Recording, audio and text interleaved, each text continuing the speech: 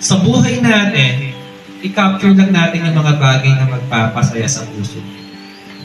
Kasi kapag meron diyang galit, masura yan ang puso mo. Bakit ang patatanggalin? O yung cellphone natin, tinatanggal natin, kasi nilalagay natin kasi ayaw natin bumagal yung memory. So yung puso natin, ano ba ang laman ng puso natin? Dapat ang laman lang dito ay pasasalamat, happiness, joy, love. Ayan. Pero kung marami ka ditong sama ng loob, sino ang masaya pag masama ang loob? Sino ang nakakatulog na mahimbing pag punong-puno ng galit? Sino ang kayang tumawa kapag may unforgiveness? Bakit ang patatagalin ang lahat ng iyan? Sa puso mo ay basura yan. So, capture only the best moment. Kapag maganda, store mo. Kapag pangit, i-delete mo. Kapag may hindi maganda sa puso mo, tanggalin mo.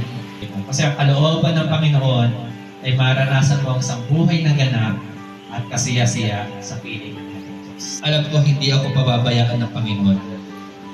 So, susunod ako. Ngayon, nabubuhay ako para ipakilala na lang si Kristo.